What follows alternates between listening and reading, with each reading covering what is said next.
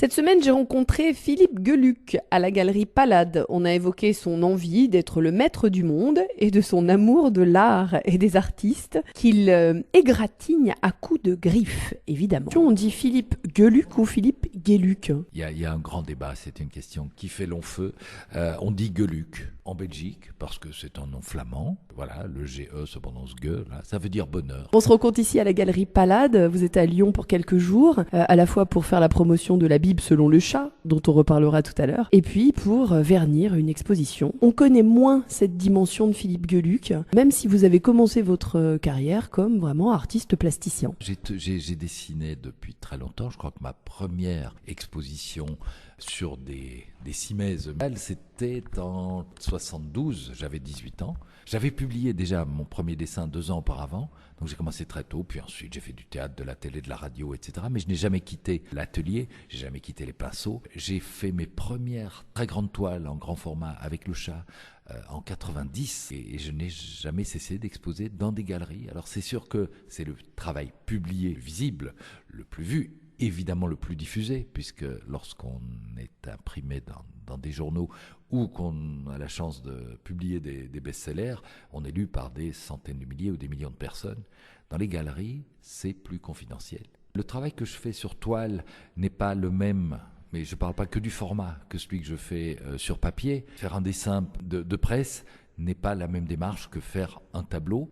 L'inspiration est différente. Sur ces toiles présentées ici, qui sont au minimum, qui font au minimum 1 mètre par 1 mètre, il y en a des plus grandes, effectivement je m'amuse à réfléchir sur la création, sur l'art, sur la peinture, sur l'histoire de l'art, sur des grands maîtres. Je suis à la fois quelqu'un de passionné au premier degré, totalement, par les choses, par la vie, par les gens, et en même temps j'ai toujours ce recul dans ma tête qui me dit attention, ne tombons pas dans les pièges, évitons les a priori, mais évitons aussi les certitudes, évitons les veaux d'or, les vaches sacrées, déboulonnons, mais sans pour autant les trop poubelles de l'histoire. Mais il y a des statues qui méritent de vaciller de temps en temps, en tout cas, dont on peut se poser la question. Mais j'ai une toile qui fait référence à Fontana. Il s'est rendu célèbre mondialement en tailladant des toiles vierges au cutter. Alors il y a 2 grandes veines, il y a celles qui sont tailladées, il y a celles qui sont poinçonnées à coups de clous et qui sont trouées. Et ça a passionné les critiques d'art, ça a passionné le public. C'était une démarche gonflée à l'époque, on parle des années 40 ou 50. Et à un moment, je me dis que l'artiste est peut-être enfermé dans son système et qu'il va passer sa vie à donner un coup de cutter, et puis 2, et puis 3, et puis voilà. Et je me dis, c'est peut-être un petit peu dommage. Alors c'est sûr que sa renommée et sa gloire ont été planétaires. Donc là, voilà, j'ai effectivement une toile du chat qui fait référence à son âge. Je ne vais pas vous la raconter parce qu'elle est visuelle. Bon, j'ai aussi un hommage ou des hommages à Pollock, que je trouve par ailleurs le plus grand peintre du XXe siècle. C'est vrai qu'on ressent l'humour, voire même vis-à-vis de votre propre travail. Le chat se cogne la tête contre la vitre d'une image, enfin, dans laquelle il est enfermé. Le chat est ici entièrement criblé de flèches. On sent que vraiment votre personnage même que vous avez créé, qui est peut-être aussi, vous allez répondre peut-être à cette question-là, qui est peut-être aussi un autoportrait, un peu vous, quelque part, vous jouez avec, c'est-à-dire vous le martyrisez d'une certaine manière et vous le transformez à loisir de votre imagination, sans aucun problème. Oui, vous avez raison. J'ai l'impression, alors il est certain que le chat, c'est un petit peu moi-même, on se cache toujours derrière son personnage fétiche, et en le martyrisant comme ça, j'ai réellement le sentiment de faire de l'autodérision par procuration. Alors c'est un peu compliqué comme formule, mais si je me fous de lui, c'est en fait de moi-même que je me moque. Et je pense que c'est la base de l'humour, en tout cas de la carte qui permet de se figer la gueule de tout le monde, c'est d'abord de rire de soi. Et vous savez qu'en Belgique, c'est un art dans lequel nous sommes passés maîtres, parce que tout le monde se moquait toujours tellement de nous qu'on s'est dit le mieux c'est de le faire nous-mêmes d'abord, et comme ça nous protégera des sarcasmes d'autrui. peu de gens savent que vous avez incarné Roméo en collant. Je ne sais pas s'il y avait un collant en tout cas. Est-ce que c'est vous qui étiez sous le balcon de Juliette il y a quelques années en tant que comédien? Alors j'ai effectivement joué pendant 10 ans au théâtre. J'ai joué des très grands rôles, des rôles magnifiques, des rôles. J'ai fait du café-théâtre, mais aussi j'ai joué effectivement Shakespeare, Bertolt Brecht ou Marlowe. J'ai joué dans Roméo et Juliette, mis en scène par Otomar Kretschka, qui est un des grands metteurs en scène tchèque et de renommée mondiale, avec qui je me suis pas entendu d'ailleurs, mais ça c'est une autre histoire. Et je ne jouais pas Roméo, je jouais Benvolio, qui est un des cousins de Roméo. Alors j'avais des combats à l'épée, 2 fois dans le spectacle. J'ai appris l'escrime dans l'école de théâtre que j'ai faite à Bruxelles. Heureusement d'ailleurs, parce qu'un jour, en matinée, le Beaujolais nouveau venait d'arriver, la troupe avait déjeuné au resto, et pour une matinée scolaire, l'acteur avec qui je devais combattre avait bu un coup de trop, et il n'a pas fait le combat dans les règles qu'on avait posées, et donc il m'attaquait vraiment. Et heureusement que j'ai étudié l'escrime, parce que j'ai pu me défendre. Sinon, il m'aurait embroché comme un poulet. Et donc, grâce à à la formation j'avais un maître d'armes qui s'appelait Maître Piedfer, et qui m'a appris ce beau sport. Et c'est grâce à lui, finalement, que je peux vous parler aujourd'hui. Sinon... C'est assez drôle parce que vous arrivez à faire de cette une, qui est finalement très très ancienne, quelque chose de totalement actuel. Alors ça, c'est un exercice auquel je me livre depuis longtemps, c'est le détournement de gravure. Alors quand je le fais dans la presse ou dans mes livres, je scanne des vieux dictionnaires, des vieux magazines, enfin ce qu'on appelait ça, c'était des journaux du 19e siècle, avec ces gravures extrêmement réalistes et photographiques, toujours un petit peu des scènes un petit peu grandiloquentes. Et effectivement, je détourne l'image, j'y inclus le chat ou pas, je fais dire des choses aux personnages en présence. Effectivement, il y a la confrontation de 2 époques. Je prends ce que j'appelle ces belles endormies, ces images que personne ne lit plus, parce que je les trouve sur des brocantes ou dans des vieux bouquins qui moisissent dans des greniers. J'y trouve des merveilles que je complète. Et est-ce que c'est un hommage que je rends à ces pauvres types qui ont gravé ça à s'en user les yeux, hein, il y a plus de 100 ans? Alors c'est à la fois un hommage et de nouveau un peu du foutage de gueule. Je peux pas m'en empêcher. Et c'est vrai qu'en tout cas, vous actualisez le propos. Oui, je le tire à moi.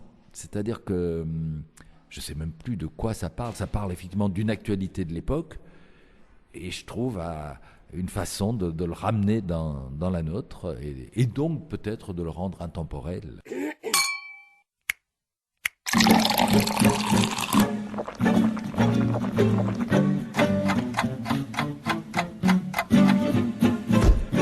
La Bible selon le chat, donc c'est ça vient de sortir, hein, sorti le 9 octobre 2013 chez Casterman. C'est un peu plus qu'une bande dessinée, j'allais dire, c'est un coffret avec 2 livres à l'intérieur. Ce qui est intéressant, c'est que pour la première fois, vous avez pris donc un scénariste, je crois. Oui, j'ai travaillé avec un co-scénariste qui est Dieu.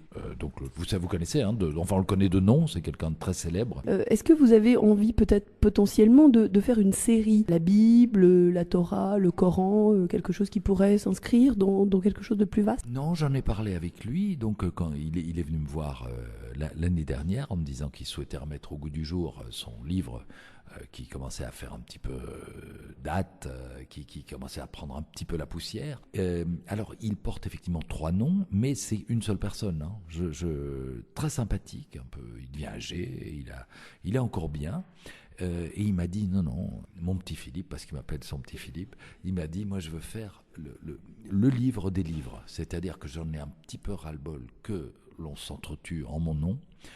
Chacun a des interprétations de ce que j'ai dit et qui sont différentes, et il dit il n'y a pas de raison de se taper sur la gueule, voilà, vous êtes tous dans la même galère, vous allez tous crever un jour, profitez de la vie qui est si belle que j'ai créée sur cette terre, et arrêtez de vous faire chier de vous torturer les méninges avec des conneries. Donc il m'a dit ça, hein, et donc j'ai dit bien sûr Seigneur, que votre volonté soit faite, et je me suis mis à dessiner cette Bible, et donc c'est le livre qui va rester. C'est-à-dire que la Bible selon le chat supplante tout le reste. c'est maintenant le texte sacré officiel, donc le Coran, la Torah, la Bible vieille formule, tout ça vous pouvez ranger au grenier. Il n'y a plus qu'un livre qui compte, c'est celui-là.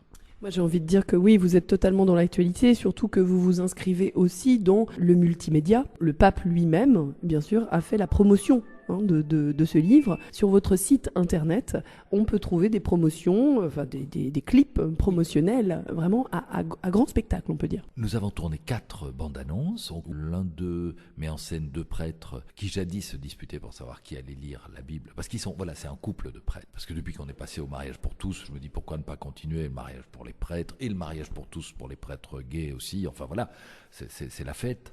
Et donc avec une seule Bible, comme c'était le cas avant, il y avait un problème le soir pour qui allait pouvoir la lire au lit.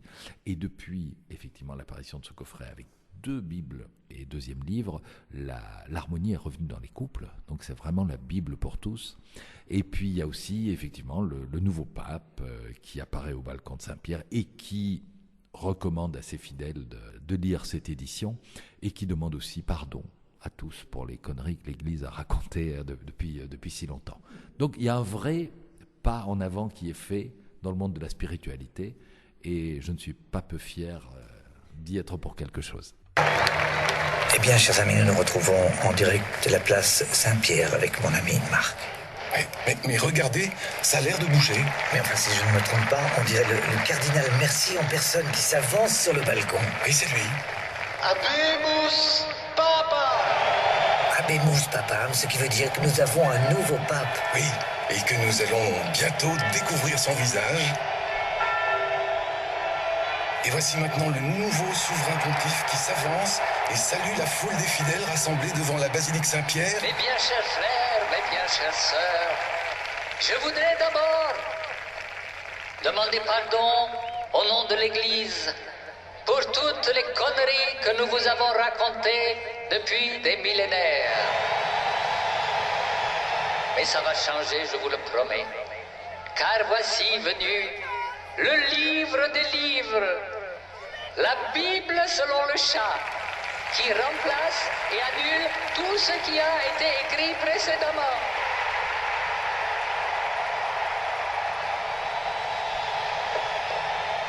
Et maintenant, chers frères et chères sœurs, prions ensemble pour le succès de mon album. Je vous remercie d'être venus si nombreux. Je vous bénis. Bonne soirée et bon appétit. La Bible selon le chat. La Bible pour tous.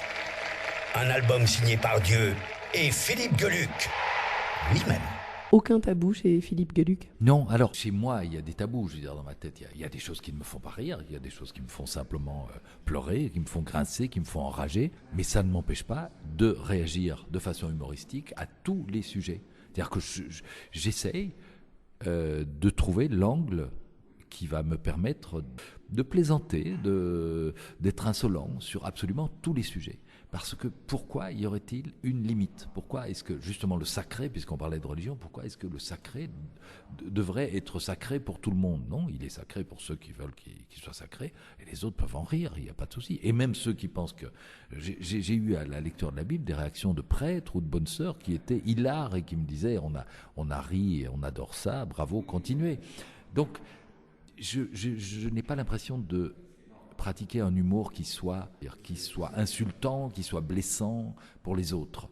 Je pense qu'il y a moyen de trouver une façon de rire des choses ensemble, de façon complice, parfois de façon très violente, malgré tout, mais je dis toujours, la violence, c'est pas moi qui la provoque avec mes gags. La violence, elle est là. La violence, elle est dans le terrorisme aveugle, elle est dans les injustices sociales, elle est dans cette crise qui est simplement provoquée par le monde de la finance et qui n'a pas lieu d'être. Elle est là, la violence. Moi, si je dessine là-dessus, c'est pas moi le méchant quand même. Moi, je suis un commentateur. Alors, commentateur ironique, certes, mais un commentateur. Merci beaucoup Philippe Geluck pour cet entretien. C'était un vrai plaisir de vous rencontrer. C'est un autre regard sur mon travail. Et donc venez nombreux, ça dure un mois et je suis très fier de cette expo et c'est une très belle galerie. Et au revoir, merci à vous. Alors on résume. Expo Philippe Geluck à la Galerie Palade jusqu'au 14 janvier. La Bible selon le chat et peut-on rire de tout? Une actualité qui distribue des sourires. On en profite? Bonne semaine!